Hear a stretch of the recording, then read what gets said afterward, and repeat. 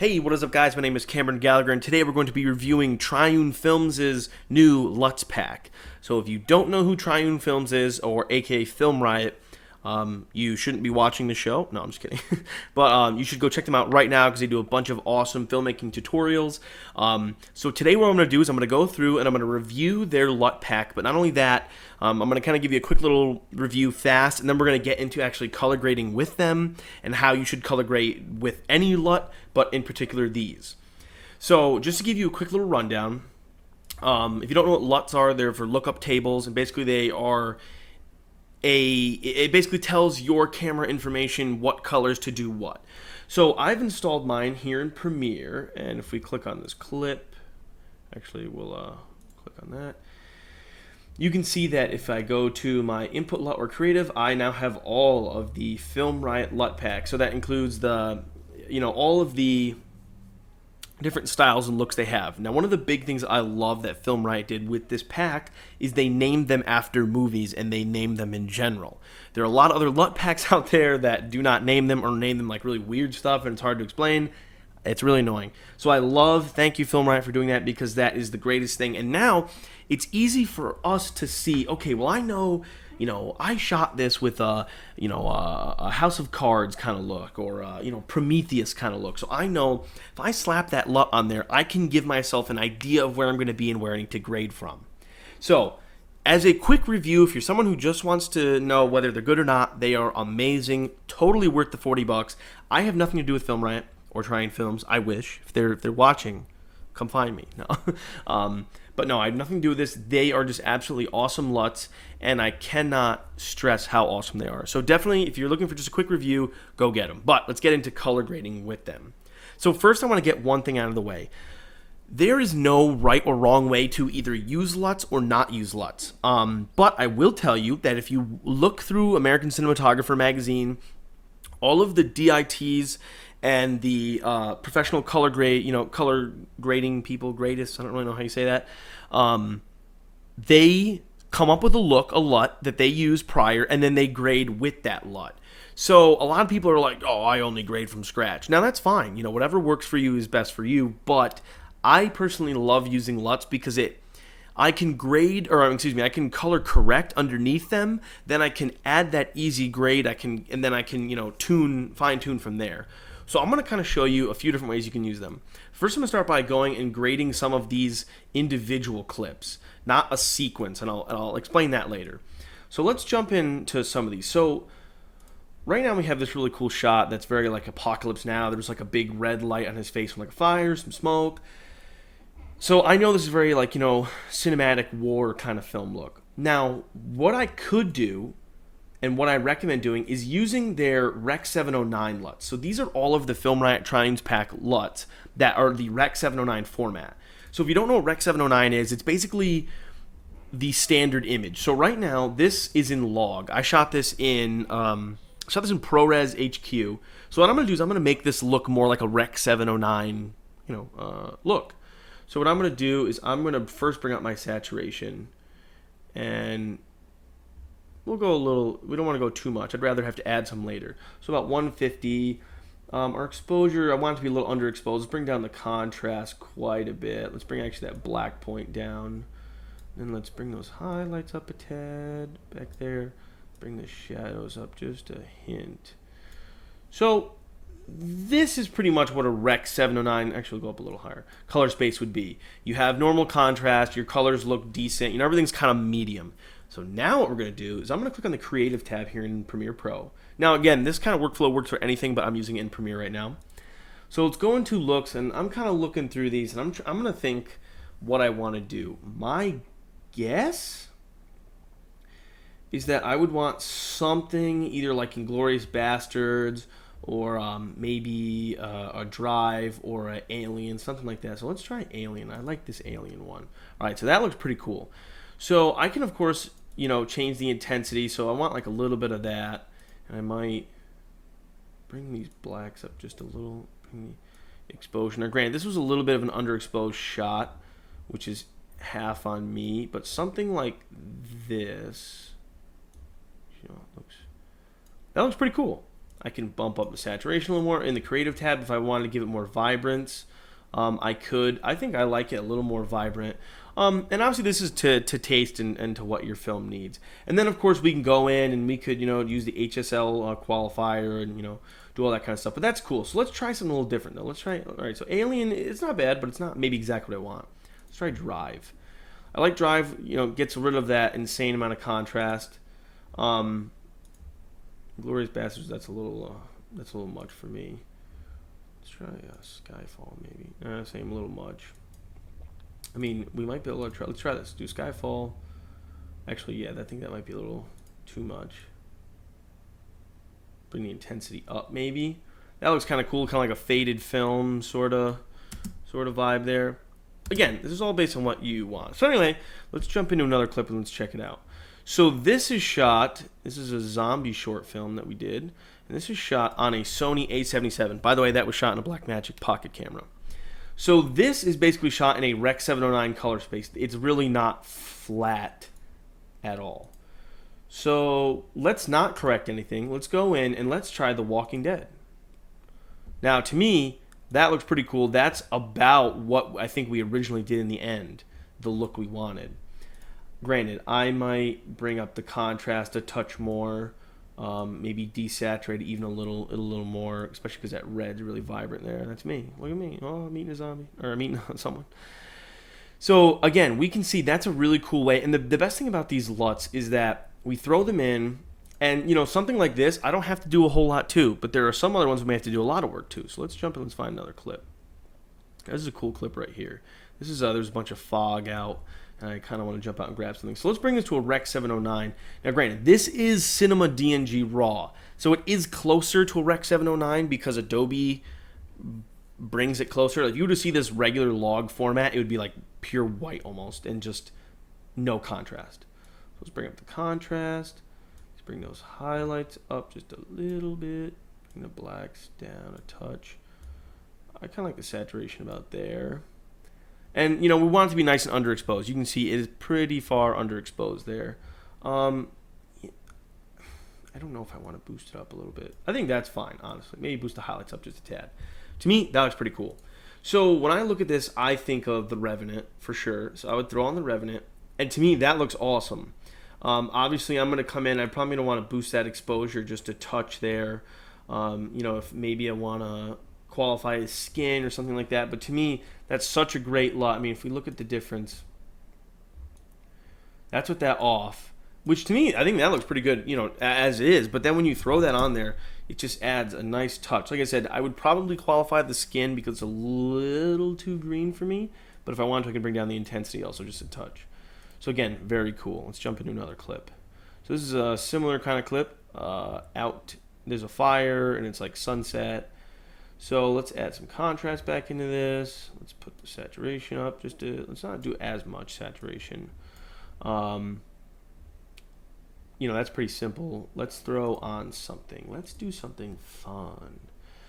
Let's try Gone Girl. All right, this is a perfect example of how. So that looks really nice. So for me, I'd probably want to bring those. I'd probably want to do the highlights down and honestly bring the shadows up a touch. But bring the blacks down, something like that. Maybe bring up the saturation just a little more. So that's a perfect example to me. This is a perfect example of how nicely they can look. If we turn off the creative, that's what we shot in camera.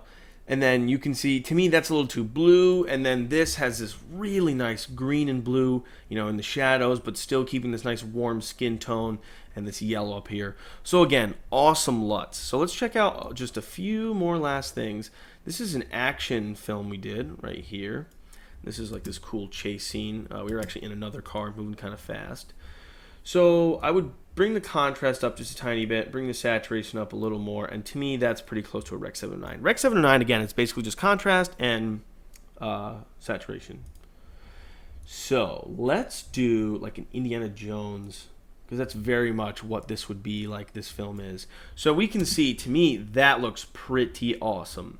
And that's right out of the gate. Again, we're not even fine-tuning these. If I were to go back and fine-tune this, I'd probably bring the shadows up just a touch, but I bring the blacks back down. I probably saturate it just a tiny bit more. Bring the shadows a little down a little more. It's pretty. I want it to be nice and bright, so bring the highlights up, and to me that looks great. Just the tone and style I wanted. But again, very simple. We're using a LUT, so it's taking a lot of the grading that we have to do, and it's minimizing it, and it's helping us find that look. Now this last one, this one's pretty cool. So this was for a Doritos commercial, where you can see he's got a black eye, and I kind of wanted this really, dirty, grimy, like bathroom fluorescent light. So we had a fluorescent light up top, lighting him over here, and so just trying to emulate that. So what we're gonna do is probably add a little contrast. I'm gonna try to fix this white balance. I know that can there's white, so we can fix white balance a little bit. Love that tool, by the way. Let's jump into the creative. Let's check out another one of the LUTs. So let's do, I would say probably like the ring. The ring would be pretty close. Now, to me, that's a little too blue, so maybe what I do is bring back some of the green, and then maybe let's bring up the highlights a little bit so it's kind of piercing. Bring those shadows up just a touch. And like in this case, because this was a commercial, I like to vignette in commercials a little bit. And there we go. That's a really cool look. It's exactly what I wanted. This kind of grimy, bathroom fluorescent light. I wish I had it flickering, but so those are kind of looks at just the simple things that these LUTs can do and the simple kind of looks we see. But let's jump into something a little more intense. So these are two scenes. Granted, this one isn't spliced perfectly together, but it's pretty close. So I'm going to show you a cool way of how I would grade a scene with these LUTs. So what I would do is I would go in and click New Item, and I would click Adjustment Layer, and make sure it's size, blah, blah, blah. I'll probably rename it, but I'm not going to for now, and I'd drop those over whatever area looks the same. Because remember, when we're shooting a scene, we want each scene to match. So, we can correct each shot. So brighten one shot or darken another shot, but we want to match the overall grade in the end. So for instance, when I look between these two clips, let's jump into the color tab. When I look between these two clips, they look pretty close in exposure. We can see that this one is a little bit darker, has more details or more things down in the shadows here, and obviously we have these highlights back here. But when it comes to matching, I wouldn't say we need to do a whole lot. So let's jump in and let's work with these. So we'll drop that contrast. I want this pretty contrasty. Bring the saturation up. The white balance was pretty much on, I would say. Maybe a touch colder. Bring the blacks down. Bring the shadows up just a touch.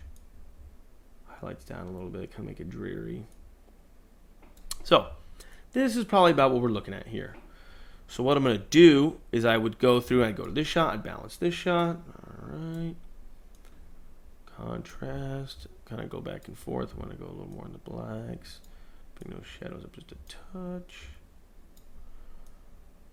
So I can see those are pretty close. Again, they're not going to be perfect. I would say the blacks need to go down just a tiny bit, maybe a little more. Anyway, so that's pretty close. So now that we go through and we balance each shot, we want to apply a grade over top of everything that then we can change per shot. So what I'm going to do is I'm going to click on the adjustment layer, and I'm going to add the look. For this, let's try like a Harry Potter. It's a little much, I think. I'd probably turn it down to like 75%. But I like that kind of look where she's kind of got this washed out yet goldeny look, and the shadows are nice and dark. This is in blue. This is kind of what I originally did in the final grade anyway. So check this out. So what we did is now we balance these shots, but we applied the look to the adjustment layer. So now when we play through, we can see that the adjustment layer, anything below that adjustment layer, has that grade, that look, that Harry Potter look. But I can go into each clip separately and change what I want. So let's say we did an entire scene and you wanted to change certain aspects of each one. Now, instead of having this LUT right in the actual clip, you're putting it in an adjustment layer. You can stack LUTs. I wouldn't recommend doing that, but you could. All right, so let's check out one last example of how awesome these things are and how they work in a scene. So here we go. We have an entire scene, and we're going to make a new adjustment layer here.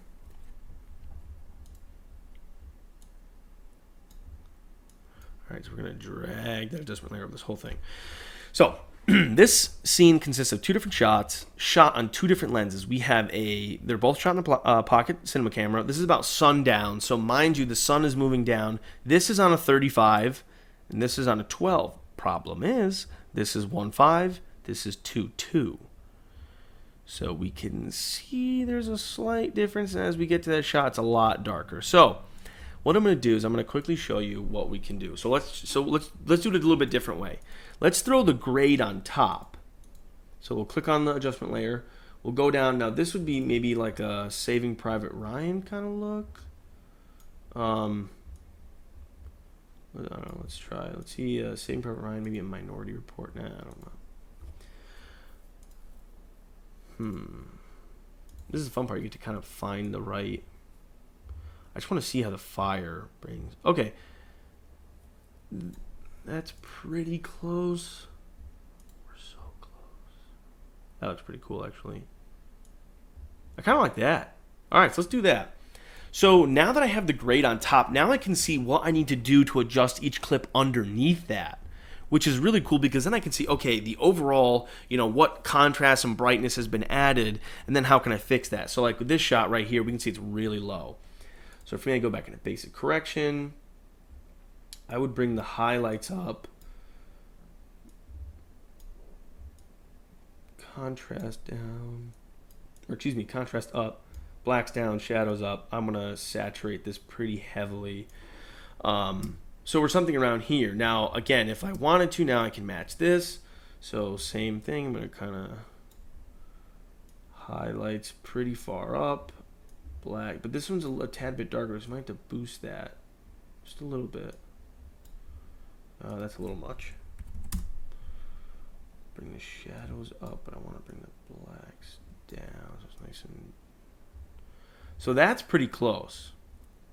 So now what we can do is then we can just copy and paste these attributes, or we can go through and adjust each correctly. Now these are all the same, so I would pretty much just copy and paste these, or I can do them manually if I want. If I wanted to grade this, a certain way, so I know this has got to go up just a tiny bit.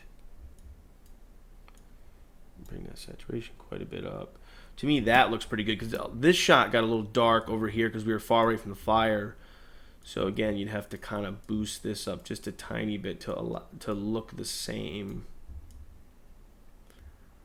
And we didn't grade that clip, but you can see the difference. So that's kind of the best way I think to use these is to, and that's probably the way that I would do this, is that I would throw a LUT on an adjustment layer above a scene, and then I would go in and I can tweak each shot to match each other, yet still have that nice grade overall. But anyway, so that's the video. I hope it's not too long. Like I said, I wanted to kind of show you more than just a, hey, they're cool, and here's what they look like. I wanted to show you like actually using them and how you would use them and how you should use them, and what kind of style and scenes.